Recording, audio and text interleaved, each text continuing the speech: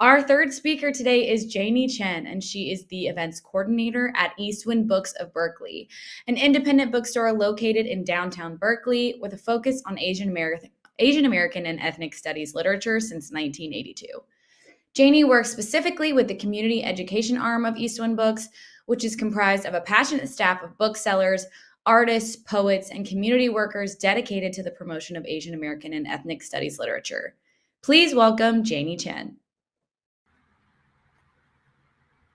Thank you so much, Rudy, and many thanks to Eventbrite for this incredible opportunity for me to share about Eastwind's Tales of Bumps and Growth. So, hi everyone, my name is Janie. I am the events coordinator for Eastwind Books Multicultural Services. So, who we are, Eastwind Books Multicultural Services. We operate out of Eastwind Books of Berkeley, which is an independent bookstore located in downtown Berkeley, California.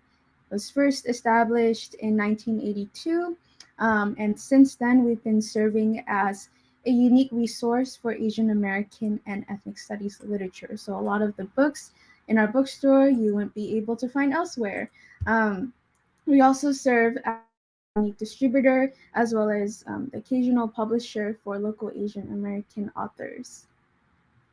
So all of our events and programming are done through the nonprofit arm of the bookstore. We host a diverse number of free and socially relevant programs, including book talks, children book readings, poetry readings, and panel discussions. So our events kind of explore and facilitate conversations around the Asian American Pacific Islander identity and experiences. And overall, with me and a tight-knit staff, we're dedicated to sustaining the local arts community by providing a platform for artists of color in the Bay Area to share their work with an audience and with the community. So, as like any other business, as soon as the pandemic hit, we had to shift our operations and events programming online, which meant we had to drastically change how we plan events. And as expected, the process of creating and implementing an entirely new system with new and unfamiliar tools presented several challenges. Today, I'll be talking about accessibility to online programming, making virtual events flow, and doing all of that with limited staff capacity and resources. So to kick us off, one of our first online events was a comedy show and fundraiser that happened May 2020, and it was called Stand Up for Books, featuring top comedians like Margaret Cho, Jenny Yang, Sherry Cola, Irene Tu. It was our biggest event. We were expecting 500 people. As soon as the event was starting, we were flooded with emails from people saying that they couldn't find the Zoom link or couldn't get onto Zoom. So we felt really terrible given that we had top comedians waiting to get started and folks had donated or even paid for the event, and they had to miss the entire event or the first 30 minutes or so.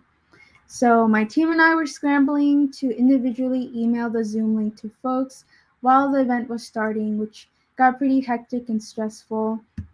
We noticed that a large part of our audience includes older folks who struggle to navigate Zoom, and even staff ourselves were still trying to figure out how to use Eventbrite and how to use all its functions to its fullest. And so that was kind of how it went for our first couple events, with our biggest challenge being accessibility and how to engage people from all generations and backgrounds into our online programming. So how we approached it was to use multiple platforms to make our events as accessible as possible. First, we had to be really thorough with Eventbrite to make sure we presented all the right information in all the right places, as well as doing so in a simple and user-friendly way. One method was including the Zoom link in various places, and as well as the confirmation emails and the reminder emails. We also noticed that a lot of folks are on Facebook, so we started using Facebook to live stream our events. That didn't require another software program. So realizing that also a lot of people would miss our events, and just due to technical difficulties that were also out of our hands, we made sure to incorporate a follow-up email to the post-event process, and the email would include a link to the recording of the event, as well as any additional resources, and a follow-up survey to get feedback on what we could improve on. So our events aim to appeal to all ages, from older folks to even children. So we had to learn how to make our events as accessible as possible on as many platforms as we could, mainly our website, and then we started YouTube, which now serves as an archive of our events. So our second main challenge was making events flow virtually. Recently, we had a poetry reading between two incredible poets, My Dear Wang and Monica Suk. Midway into their conversation, we realized that our original plan of having a staff member interject and moderate the Q&A session would really disrupt the flow and dynamic that the two poets had cultivated so far. So during the event, my coworker and I struggled with how to communicate to them, saying that like, oh, could you guys actually just stay on screen and continue your conversation? And we had to try to communicate to them in a way that wouldn't disrupt their train of thought, because they were both spotlighted and it would have been very noticeable to the audience. So luckily, Monica had caught on to it and messaged us saying that she would take over the Q&A. And during the event, no matter how much you prepare for it, little things like that are inevitable, and you would have to respond in a quick and flexible manner. So there's My Dear and Monica. The best way that we addressed this little hiccup was through tech rehearsals that were set a week before the event, during which we made sure to run through slides, share screen, and ask them for their preferred method of communication. And that often looked like the chat function through the Zoom, or if the chat got too busy, then we make sure speakers would have their phones right next to them in case we needed to text them. And asking for their preferred methods of communication definitely made it easier for us to course correct if and when anything came up during the program. And lastly, putting together a cohesive program, and now a hybrid program, given our limited staff capacity and resources. So in October, we had our first hybrid in-person and online event featuring Asian American comic writers Janie Chen and Pornsak Pichachot. And we could not have put the event together without the help and collaboration of the Oakland Asian Cultural Center, which has been a long-time community partner with us. And they provided us a physical space and auditorium large enough to be equipped with air filters, to have people seated so they were 6 feet apart, a check-in process. They also handled the tech, which is incredibly crucial, given that we at Eastwind didn't have that sophisticated of a streaming platform.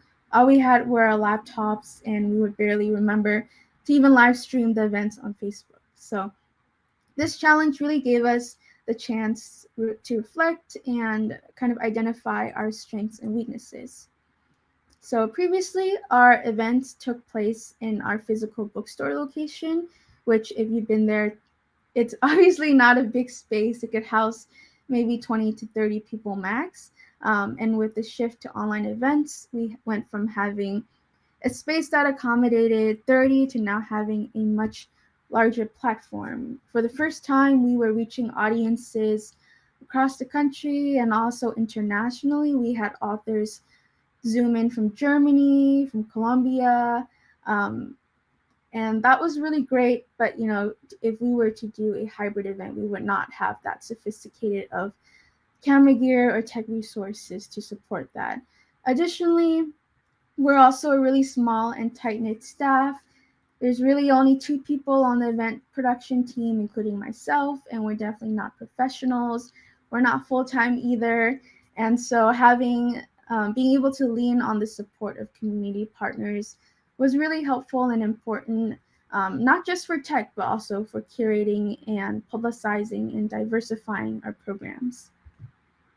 So while the pandemic has caused some major interruptions in our event planning, it's also provided us space and time to kind of reflect on how we can adapt, improve, and grow. So through trial and error, we learned how to utilize Eventbrite to its fullest, as well as develop more sophisticated social media and just utilize online platforms as much as we could to make our events as accessible as possible, especially for older folks. We learned the importance of communication styles with our speakers to ensure a natural and smooth viewing experience for our audience.